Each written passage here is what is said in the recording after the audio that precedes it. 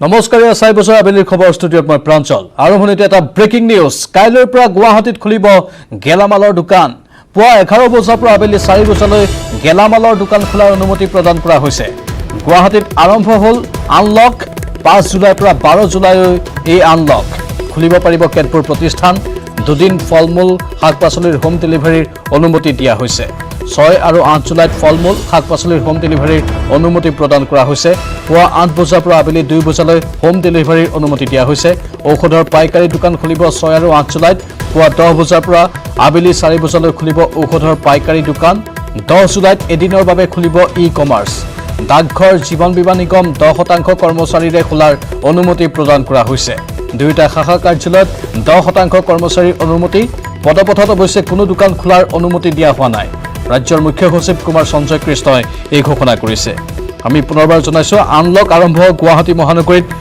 5 জুলাইৰ পৰা 12 জুলাইলৈ এই আনলক ঘোষণা কৰা হৈছে পুৱা 11 বজাৰ পৰা আবেলি 4 বজালৈ খুলিব পাৰিব কেতবোৰ প্ৰতিষ্ঠান গেলামালৰ দোকান খুলিব পাৰিব ফলমূল আৰু শাক-পাচলিৰ ঘৰে ঘৰে ব্যৱসায়ীয়ে দিব পাৰিব 6 আৰু 8 জুলাই এই দুটা দিনৰ পুৱা 8 বজাৰ পৰা আবেলি 2 বজালৈ ঘৰে ঘৰে যোগান ধৰিব পাৰিব ঔষধ আৰু ঔষধজাত সামগ্ৰীৰ পাইকাৰী বজাৰ খুলিব পাৰিব 6 আৰু 8 জুলাইত এই দুটা দিনৰ পুৱা 10 বজাৰ পৰা আবেলি 4 বজালৈ চলিব পাৰিব এই ব্যৱসায় ই-কমাৰ্চ কেৱল এদিনৰ বাবে খুলিব পাৰিব 10 জুলাইৰ পুৱা 11 বজাৰ পৰা আবেলি 4 বজালৈ খুলিব পাৰিব ডাকঘৰ আৰু জীৱন বীমা নিগম 10% কৰ্মচাৰীৰে খুলিব পাৰিব দুইটা কাৰ্যালয়ৰ 10% শাখাহে খুলিব পাৰিব এই আনলকত পদপথত কোনো ফলমূল শাক-পাচলি মাছ আদিৰ দোকান দিব নোৱাৰিব গুৱাহাটী মহানগৰীত এই আনলক ঘোষণা কৰি নিৰ্দেশনা জাৰি কৰিছে ৰাজ্যৰ মুখ্য সচিব কুমাৰ সঞ্জয় কৃষ্ণ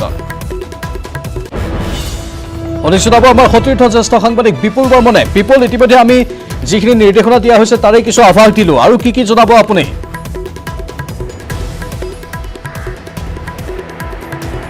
হয় আপুনি ঠিকই কৈছে আজি এই যেহেতু 14 দিনীয়া এই দ্বিতীয় পৰ্যায়ৰ লকডাউন কাৰণ প্ৰথম পৰ্যায়ত 5টা লকডাউন আছিলে আৰু তাৰ পিছত এতিয়া পুনৰ এবাৰ যেতিয়া লকডাউন দিছিলে আজি 6টো দিন এই 6 দিনৰ দিনাখন এটা অকমান ভাল খবৰ যে খুচুৰা যিসকল ব্যৱসায় আছে তেওঁলোকৰ বাবে কাৰণ অসম চৰকাৰৰ যে মুখ্য সচিব কুমাৰ সঞ্জয় কৃষ্ণ তেখেতে এটা নটিফিকেশ্যনত এই কথা জনাইছে যে অহা কাইলৈৰ পৰা 12 তাৰিখলৈকে এই যি বাকীকেইটা দিন বাকী আছে সেইকেইটা দিনত যি পুৱা 11 বজাৰ পৰা সন্ধিয়া 4 বজালৈকে মানে আন্ধাৰ হোৱাৰ আগলৈকে আগে বন্ধ কৰিব লাগিব গেলামাল দোকানসমূহ খুলিব পাৰিব যিবোৰ আমাৰ গুৱাহাটী কামৰূপ মেট্ৰৰ য'ত 31 ৱাৰ্ডত পৌৰ নিগমৰ 31টা ৱাৰ্ডত যে লকডাউন চলি আছে তাত মই পুনৰ এবাৰ কৈছোঁ যে পুৱা 11 বজাৰ পৰা বিয়লি 4 বজালৈকে এই যি 5 ঘণ্টা সময় পাব এই 5 ঘণ্টা গেলামাল দোকান খুলিব পাৰিব কিন্তু আন্ধাৰ হোৱাৰ আগে দোকানবোৰ বন্ধ কৰি দিব লাগিব এইটো প্ৰথম কথা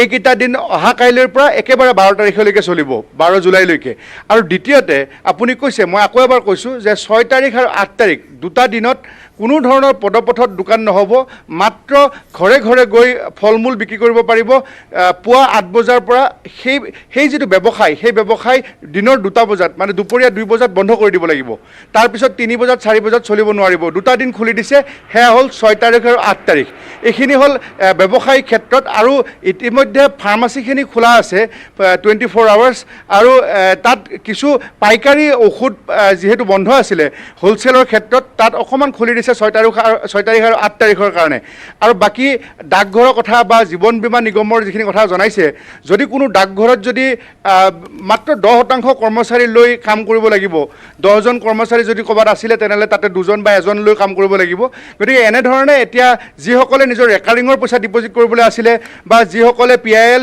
দিব লগা আছিলে তেওঁলোকে এতিয়া ডাকঘৰত দিব পাৰিব সেইটো কাম অহা কাইলৈৰ পৰা আৰম্ভ হ'ব গতিকে এই যিখিনি কথা গেলামালৰ দোকান খুলিব অহা কাইলৈৰ পৰা 12 তাৰিখলৈকে আৰু শাক-পাচলি আৰু ফল-মূল 6 তাৰিখ আৰু 8 তাৰিখে ঘৰে ঘৰে মাত্ৰ পুৱা 8 বজাৰ পৰা 2 বজালৈকে দিব পাৰিব আৰু পদপথত এই সময়ছোৱাত গোটেই গুৱাহাটী পৌৰ নিগমৰ 31টা ৱাৰ্ডত ক'তো এখন দোকান দিব নোৱাৰিব চব্জিয়ে হওক বা ফল-মূলৰ হওক বা মাছ মাংস এই কথাখিনি অতি স্পষ্টভাৱে অসম চৰকাৰৰ মুখ্য সচিব কুমাৰ সঞ্জয় কৃষ্ণ ডাঙৰীয়াই জনাইছে আৰু এই মুহূৰ্তত আমি আমাৰ কেমেৰা পাৰ্চন হিতেশ ডেকা আৰু মই আমি চানমাৰী পইণ্টৰ পৰাই এই কথাখিনি আমাৰ এই পোনপটীয়া সম্প্ৰচাৰত নিজে অসম নৰ্থ ইষ্টৰ দৰ্শকক জনালোঁ প্ৰাঞ্জল বিপুল অতি গুৰুত্বপূৰ্ণ এইখিনি তথ্য আপুনি জনাইছে কিন্তু আন এটা কথা মই জানিব বিচাৰিছোঁ যিহেতু 10% ডাকঘৰ আৰু জীৱন বীমা নিগমৰ কৰ্মচাৰীৰে চলাব পাৰিব কিন্তু এতিয়া এই প্ৰক্ৰিয়াটো আৰম্ভ হোৱাৰ লগে লগে ৰাজপথত আকৌ গাড়ী চলিব ৰাজপথৰ গাড়ীৰ ক্ষেত্ৰতো কিবা নিৰ্দেশনা আছে নেকি যেহেতু লকডাউন চলিয়ে আছে তাৰ মাজতে আকৌ এই আনলক আহিল ৰাজপথত প্ৰাঞ্জল ৰাজপথত গাড়ী চলিব নালাগে অকণমান কষ্ট কৰিব লাগিব ধৰক মই উদাহৰণ দিছোঁ যে কাহিলীপাৰা যিটো ডাকঘৰ আছে তাতে কাহিলীপাৰাত সেই ডাকঘৰটোলৈকে খোজকাঢ়ি ওচৰৰে মানুহ তালৈকে গৈ যিখিনি মাহৰ ৰেকাৰিং আছে বা কাৰোবাক ৰেভিনিউ টিকট এটা লাগে সেইখিনি ডাকঘৰৰ পৰা তেওঁলোকে সংগ্ৰহ কৰিব পাৰিব ইয়াৰ কাৰণে তেওঁলোকে সেই কাহিলীপাৰাৰ পৰা গৈ কাছাৰীঘাটলৈ যাব নালাগে গতিকে এই কথাটো তাত যিটো নটিফিকেশ্যন আছে তাত স্পষ্টকৈ উল্লেখ আছে যে নিজৰ অঞ্চলত থকা ডাকঘৰত তেওঁলোকে খোজকাঢ়ি গৈ যিটো এটা প্ৰিমিয়াম থাকে কোনোবাই যদি আৰ ডি খুলিছে ৰেকাৰিং ডিপ'জিট যদি মাহেকত 1000 টকা দিয়ে তেনেহ'লে খোজকাঢ়ি গৈ সেইটো দিব পাৰিব তাত যদি 10জন কৰ্মচাৰী আছিলে সেই ডাকঘৰটোত তেনেহ'লে তাত 1জন বা 2জন কৰ্মচাৰী থাকিব হয়তো অকণমান যদি 5জন মানুহ থাকে লওঁতে অকণমান সময় দেৰি লাগিব পাৰে কিন্তু অহা কাইলৈৰ পৰা সেই ডাকঘৰসমূহ খুলিব আৰু লগতে জীৱন বীমা নিগম যিধৰণে LIC হওক বা বিভিন্ন ধৰণে আৰু LICত আজিকালি অনলাইনো দিব পাৰে অনলাইন দিলেও সেই যিটো জীৱন বীমা নিগম বা LICত তাত যদি 20জন মানুহ থাকে তেনেহ'লে 3-4জনে কাম কৰিব গতিকে তেওঁলোকৰ কামবোৰ সুচাৰুৰূপে হৈ যাব প্ৰাঞ্জল ধন্যবাদ জনাইছোঁ বিপুল এইখিনি তথ্যৰ বাবে আমি পৰৱৰ্তী সময়ত আকৌ আপোনাৰ সৈতে যোগাযোগ স্থাপন কৰিম ইতিমধ্যে দৰ্শকসকলক আমি জনাইছোঁ যে আনলক আৰম্ভ হৈছে গুৱাহাটী মহানগৰীত কাইলৈৰ পৰা 5 জুলাইৰ পৰা 12 জুলাইলৈকে এই আনলক পুৱা 11 বজাৰ পৰা আবেলি 4 বজালৈ খুলিব পাৰিব গেলামালৰ দোকান ফল-মূল আৰু শাক-পাচলি ঘৰে ঘৰে ব্যৱসায়ীয়ে দিব পাৰিব 6 আৰু 8 জুলাইত এই দুটা দিনৰ পুৱা 8 বজাৰ পৰা আবেলি 2 বজালৈ ঘৰে ঘৰে ফল-মূল আৰু শাক-পাচলি যোগান ধৰিব পাৰিব ঔষধ আৰু ঔষধজাত সামগ্ৰীৰ পাইকাৰী বজাৰ খুলিব পাৰিব 6 আৰু 8 জুলাইত ইয়াৰ পাইকাৰী বজাৰ ফাৰ্মাচীসমূহ খোলা আছে এতিয়াও খোলা আছে আগন্তুক দিনতো খোলা থাকিব কিন্তু এয়া হ'ল ঔষধজাত সামগ্ৰীৰ পাইকাৰী বজাৰ সেইসমূহ খুলিব পাৰিব 6 আৰু 8 জুলাইত এই দুটা দিনৰ পুৱা 10 বজাৰ পৰা আবেলি 4 বজালৈ চলিব পাৰিব এই ব্যৱসায় ইফালে ই-কমাৰ্চ কেৱল এদিনৰ বাবেহে খুলিব পাৰিব 10 জুলাইৰ পুৱা 11 বজাৰ পৰা আবেলি 4 বজালৈ ই-কমাৰ্চ খুলিব পাৰিব ডাকঘৰ আৰু জীৱন বীমা নিগম 10% কৰ্মচাৰীৰে খুলিব পাৰিব এই আনলকত পদপথত কোনো ফল-মূল শাক-পাচলি মাছ আদিৰ দোকান দিব নোৱাৰিব এইখিনিৰ বাদে বাকী একো প্ৰতিষ্ঠান খুলিব নোৱাৰিব স্পষ্ট কৰি দিয়া হৈছে এই নিৰ্দেশনাটোত গুৱাহাটী মহানগৰীত আনলক ঘোষণা কৰি এই নিৰ্দেশনা জাৰি কৰিছে ৰাজ্যৰ মুখ্য সচিব কুমাৰ সঞ্জয় কৃষ্ণ অনেক ব্ৰেকিং নিউজ চীনলৈ যাব বিশ্ব স্বাস্থ্য সংস্থাৰ দল কৰোনা সংক্ৰমণৰ তদন্ত কৰিব বিশ্ব স্বাস্থ্য সংস্থাই কৰোনা সংক্ৰমণৰ উৎপত্তিৰ তদন্ত কৰিব দলটোৱে অহা সপ্তাহতেই চীনলৈ যাব WHOৰ দলটো আমেৰিকাকে ধৰি কেইবাখনো দেশে চীনৰ বিৰুদ্ধে উত্থাপন কৰিছিল কৰোনা বিয়পোৱাৰ অভিযোগ আৰু তাৰ পাছতে এতিয়া চীনলৈ যাবলৈ সাজু হৈছে বিশ্ব স্বাস্থ্য সংস্থাৰ দল কৰোনা সংক্ৰমণৰ তদন্ত কৰিব বিশ্ব স্বাস্থ্য সংস্থাই কৰোনা সংক্ৰমণৰ উৎপত্তিৰ তদন্ত কৰিব দলটোৱে অহা সপ্তাহত চীনলৈ যাব WHOৰ দলটো আমেৰিকাকে ধৰি কেইবাখনো দেশে চীনৰ বিৰুদ্ধে উত্থাপন কৰিছিল কৰোনা বিয়পোৱাৰ অভিযোগ তাৰেই তদন্ত কৰিবলৈ যাব এই দলটো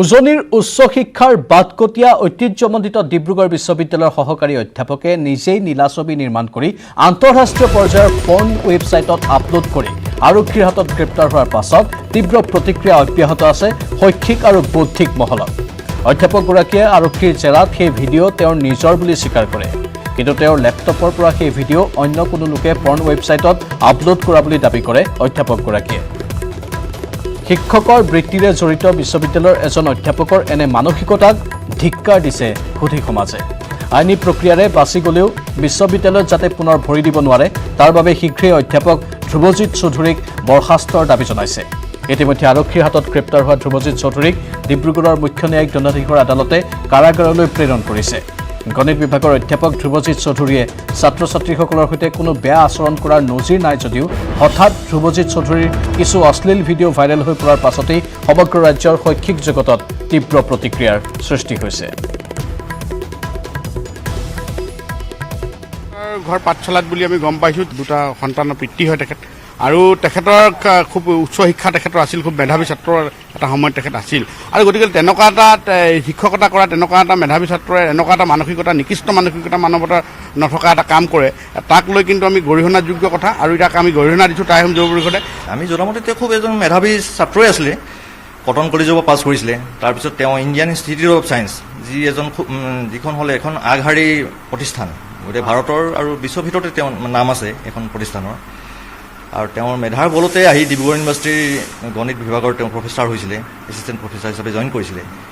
আৰু আচল কথা হ'ল মানে মেণ্টেলি ক'ব নোৱাৰি মানে তেওঁ কি ভাবি বা কি হেৰি কৰি নিজে গোটেই ভিডিঅ'টো তেওঁ নিজে শ্বুট কৰিছিলে। আমি গম পোৱা মতে তেওঁ নিজে শ্বুট কৰিছিলে হোটেল এখনত, আৰু তেওঁ 3 বছৰ আগতে ভিডিঅ'টো শ্বুট কৰা বুলি কৈছে, আৰু এতিয়া এমাহ বা 1.5 মাহৰ আগতে তেওঁ নিজে আপলোড কৰিছিলে মানে।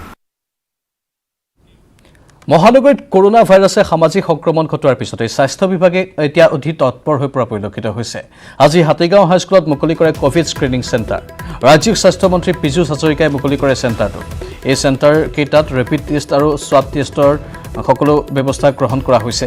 ইতিমধ্যে একাংশ লোক আহি কভিড পৰীক্ষা কৰাৰ বাবে এই চেণ্টাৰটোলৈ অহা পৰিলক্ষিত হৈছে। ইফালে চেণ্টাৰ মুকলি কৰাৰ পিছতেই কেইবাজনৰো নিগেটিভ আহিছে যদিও ৰেপিড টেষ্টত এগৰাকী মহিলাৰ পজিটিভ ওলোৱা বুলি জানিব পৰা গৈছে। আজিতো আমাৰ সন্মুখতে এজন হ'ল, তেখেতৰ নিগেটিভ ওলাইছে। এতিয়া কিন্তু মই জানাত ৰাতিপুৱা 2গৰাকী ওলাইছে নুনমাটি স্কুলত, তাত 2জন পজিটিভ ওলাইছে। যোৱাকালি প্ৰায় 60টা টেষ্ট হৈছিলে GMCHত, তাতে 6জন ওলাইছে আৰু এজন SB দেউৰুৱা কলেজত ওলাইছে। গতিকে কালি দেখিছোঁ, কালি আমাৰ ইট ৱাজ 10%। আজি গোটেইকেইটা চেণ্টাৰত আবেলিলৈ গম পাম, কিন্তু এইটো কাৰণে আমাৰ বহুত সহজ হৈ যাব, ডিটেকশ্যনো সহজ হৈ যাব, আৰু ডিটেকশ্যন হ'লে আমাৰ ট্ৰিটমেণ্ট কৰিবলৈও ইজি হৈ যাব। টেষ্টটোতো 5 মিনিট লাগে, কোনোবা কেতিয়াবা অকণমান দেৰি হ'ব পাৰে, কিন্তু আমাক কোৱা আছে যে মেক্সিমাম আধা ঘণ্টা, তাতকৈ নালাগিব। গতিকে আমাৰ কাৰণে বহুত ইজি হৈ যাব। মই ভাবোঁ, আকৌ কৈছোঁ, এইটোৱে গুৱাহাটীত, অসমত COVID-19 কণ্ট্ৰলৰ কাৰণে গেম চেঞ্জাৰ। অল কালিয়ে আহি গৈছে, গোটেই চেণ্টাৰত আহি গৈছে। আমাৰ 2 লাখ কিটৰ 1,40,000 পৰহি আহি গৈছে, বাকীখিনি আজি আহি পাব। গতিকে আমি আৰু যদি লাগে আমি আৰু আনিম, গতিকে আমি ৰেডি। কৰোনাৰ সংক্ৰমণ ৰোধ কৰিবলৈ ৰাজ্যত দিয়া হৈছে সপ্তাহান্তিক লকডাউন। সপ্তাহৰ শনিবাৰ আৰু দেওবাৰে হ'ব এই লকডাউন। দুদিনীয়া লকডাউনৰ সময়ছোৱাত হোজাইত দোকান পোহাৰ সম্পূৰ্ণ বন্ধ যদিও চলাচল হৈ আছে যান বাহন। ফলত শনিবাৰে পুৱাই পুৰণি বজাৰত আৰক্ষীয়ে তালাচী চলাই আইন ভংগকাৰীৰ বিৰুদ্ধে বিহিত ব্যৱস্থা গ্ৰহণ কৰে। অধিক জনাব প্ৰণৱ শৰ্মাই। উইকেণ্ড লকডাউনৰ আজি দ্বিতীয় সপ্তাহ, আৰু দ্বিতীয় সপ্তাহত ইতিমধ্যে মই উপস্থিত আছোঁ হোজাইৰ পুৰণি বজাৰত। পুৰণি বজাৰত ইতিমধ্যে আৰক্ষীয়ে কঠোৰ হোৱা দেখা গৈছে। যিসকল লোক আইন ভংগকাৰী ওলাই আহিছে সেইসকলৰ বিৰুদ্ধে তেওঁলোকে ইতিমধ্যে কঠোৰ পদক্ষেপ গ্ৰহণ কৰিছে। বহুকেইখন বাহন ইতিমধ্যে জব্দ কৰিছে, আৰু কোনো লোকক ইতিমধ্যে এই পথেৰে যাবলৈ দিয়া হোৱা নাই। সকলো দোকান পোহাৰ বন্ধ আছে, কিন্তু কিছু যান বাহন তেওঁলোকে চলাচল কৰা ইতিমধ্যে দেখা গৈছে। সকলো অজুহাত দেখুৱাই ওলাই আহিছে। কি ক'ব? এতিয়াও বহু লোক মানে লকডাউন থকা স্বত্তেও সৰু সৰু কিছুমান অজুহাত দেখে এতিয়াও কিছুমান লোক ওলাই আহিছে। বাইক চলাইছে, গাড়ী চলাই, সৰু মেডিচিন আনিবলৈ যাওঁ বুলি কৈছে। তেনেকুৱা লোকবিলাকৰ ক্ষেত্ৰত আমি ব্যৱস্থা লৈ আছোঁ। আমি তেওঁলোকৰ বাইক বা বাহনবিলাক আমি ৰাখি থৈছোঁ। হয়, আৰু কি গোটেই দোকান পোহাৰ বন্ধ হৈ আছে? হয়, সম্পূৰ্ণৰূপে এফালে দোকান পোহাৰ ব্যৱসায়িক প্ৰতিষ্ঠান গোটেইবিলাক বন্ধ হৈ আছে হোজাই টাউনত। কিন্তু তাৰ মাজতো মানে এইটো যিহেতু আমাৰ এই পথটো ৱেষ্ট কাৰ্বি আংলং সংযোগী পথ, গতিকে 2-এখন বাহন চলি আছে ৱেষ্ট কাৰ্বি আংলং যোৱাৰ। যিহেতু সেইটো ছাইডত আপোনাৰ কোনো লকডাউনৰ তেনেকুৱা প্ৰভাৱ পৰা নাই, তাৰ মাজতো কিছুমান ওচৰ চুবুৰীয়া লোকে সেই আইন ভংগকাৰী যিসকল আছে সেইসকলৰ বিৰুদ্ধে ব্যৱস্থা লৈ নিশ্চয় লৈ থকা হৈছে। তেওঁলোকৰ বাহনবিলাক আমি দেখিছোঁ, আপোনালোকে আমি ৰাখি থৈছোঁ ইয়াতে, জব্দ কৰিছে। নিশ্চয়কৈ এয়া হোজাই আৰক্ষী ইতিমধ্যে ইয়াত কঠোৰ তেওঁলোকে তালাচী অভিযান চলাই আছে, আৰু যিসকল লোক ইতিমধ্যে আইন ভংগ কৰি ওলাই আহিছে সেইসকলৰ বিৰুদ্ধে ইতিমধ্যে তেওঁলোকে ব্যৱস্থা গ্ৰহণ কৰিছে। আৰু এনেদৰে যিকেইখন বাহন ওলাই আহিছিলে সকলো বাহন ইতিমধ্যে ইয়াত আৰক্ষীয়ে জব্দ কৰি ৰাখি থৈ দিছে, আৰু তেওঁলোকৰ বিৰুদ্ধে কঠোৰ ইতিমধ্যে ব্যৱস্থা গ্ৰহণ কৰি থকা ইতিমধ্যে দেখা গৈছে। খবৰ জনাই থাকিম, কিন্তু এইখিনিতে সময় হৈছে চমু বাণিজ্যিক বিৰতিৰ। ৰাজপথত মাস্ক পৰিধান নকৰাৰ বিৰুদ্ধে কঠোৰ পদক্ষেপ গ্ৰহণ কৰিলে আৰক্ষীয়ে। ৰাজপথত মাস্ক নিপিন্ধাৰ অজুহাত দেখুওৱা লোকসকলক শাস্তি প্ৰদান কৰে আৰক্ষীয়ে। মাস্ক পৰিধান নকৰাসকলক গোৱালপাৰা আৰক্ষীয়ে চহৰৰ মাজমজিয়াত কাণত ধৰাই আঁঠু কঢ়াই উঠা বহা কৰালে। কৰোণা আক্ৰান্তৰ সংখ্যা জিলাখনত ক্ৰমাৎ বৃদ্ধি পোৱাৰ বাবে গোৱালপাৰা আৰক্ষীয়ে গ্ৰহণ কৰিছে এনে কঠোৰ পদক্ষেপ। সিহঁতক ধৰি অলপ নুবুজে বোলে আপোনালোকে মাস্কটো পিন্ধক, ডিষ্টেঞ্চটো ব্যৱহাৰ কৰক, আৰু এইটো নকৰিলে আমাৰ কাৰণে বিপদ, চবৰ কাৰণে বিপদ।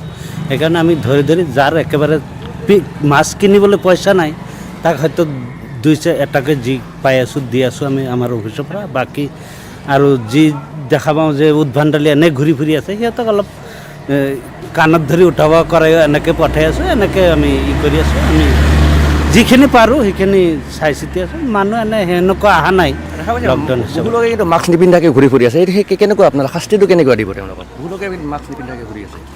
হঠাৎ 2-এজনে মাস্ক নিপিন্ধাকৈ আহিছে, বাকী পিন্ধি আহিছে। আৰু সেই 2-এজনক আমি হয়তো অলপ কাণত ধৰি উঠাব কৰি অলপ তাৰ যাতে মনত থাকে এইটো কৰি পঠাই দি আছোঁ।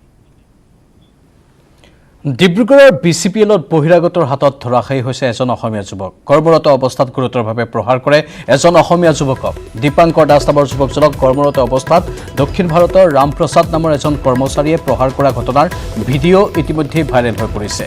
BCPLৰ ডাটা চেণ্টাৰত নিশাৰ ভাগত কৰ্মৰত অৱস্থাত এনেদৰেই প্ৰহাৰ কৰা হৈছিল। ইয়াৰ পাছতেই আছুকে ধৰি ছাত্ৰ সংগঠন জাঙুৰ খাই উঠিছে BCPL কৰ্তৃপক্ষৰ বিৰুদ্ধে। বিভিন্ন সময়ত অসমীয়া বিদ্বেষী মনোভাৱ গ্ৰহণ কৰি অহা BCPL কৰ্তৃপক্ষৰ বিৰুদ্ধে সৰব হৈ তীব্ৰ প্ৰতিক্ৰিয়া প্ৰকাশ কৰি শীঘ্ৰেই অনা অসমীয়া কৰ্মচাৰীজনৰ বিৰুদ্ধে বিহিত ব্যৱস্থা গ্ৰহণ নকৰিলে তীব্ৰ আন্দোলন গঢ়ি তুলিব বুলি তেওঁলোকে সকিয়নি দিছে। এই ঘটনাৰ পাছতেই দীপাংকৰ দাসে থানাত এজাহাৰ দাখিল কৰে।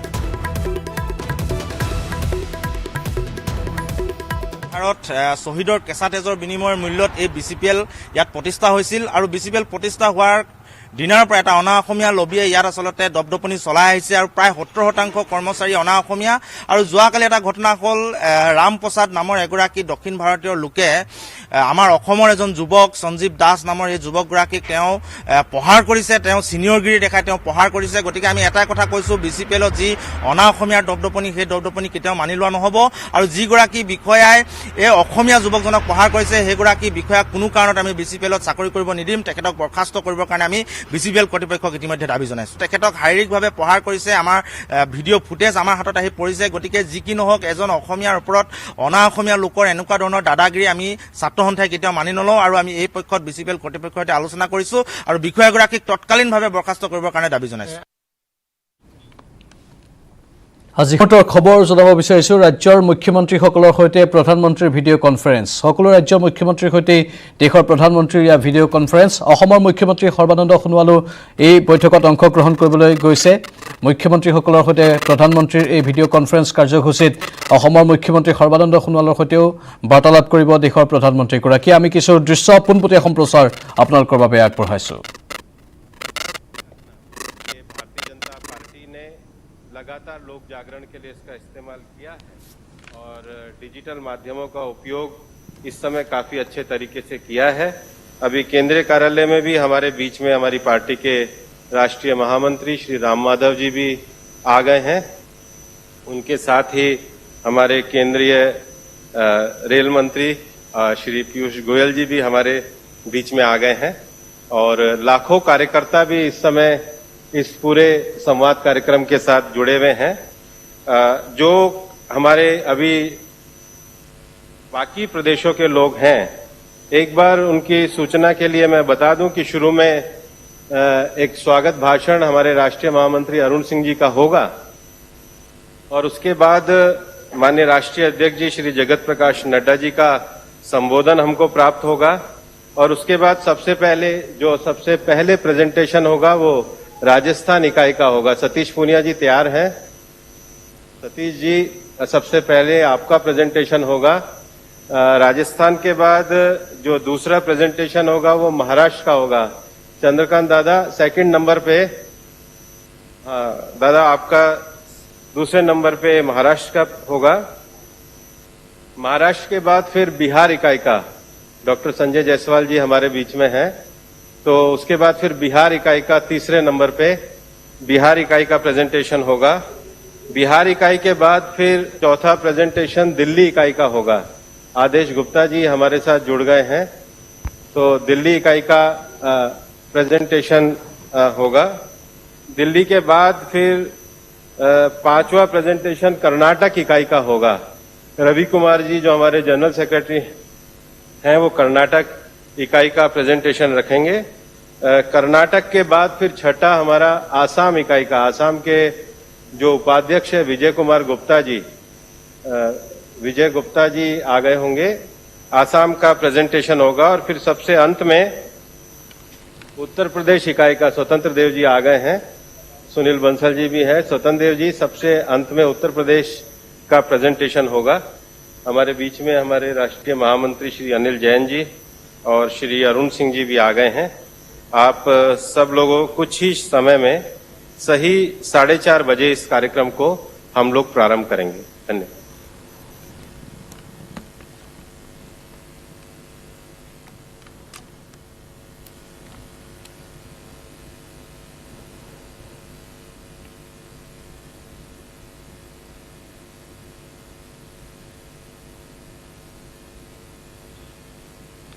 এয়া দেশৰ প্ৰধানমন্ত্ৰীৰ সৈতে মুখ্যমন্ত্ৰীসকলৰ ভিডিঅ' কনফাৰেন্স। অসমৰ মুখ্যমন্ত্ৰী সৰ্বানন্দ সোণোৱালেও অংশ ল'ব এই ভিডিঅ' কনফাৰেন্সত। ৰাজ্যিক বিজেপিৰ সভাপতি ৰঞ্জিত দাসো তাত উপস্থিত আছে। আন আন ৰাজ্যৰ মুখ্যমন্ত্ৰীৰ সৈতেও নৰেন্দ্ৰ মোদীয়ে এই ভিডিঅ' কনফাৰেন্সত অংশ ল'ব।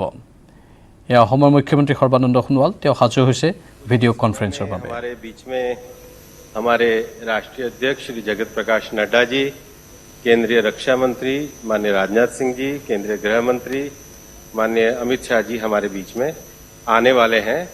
और फिर प्रधानमंत्री कार्यालय से माननीय प्रधानमंत्री जी भी हम लोगों के साथ जुड़ने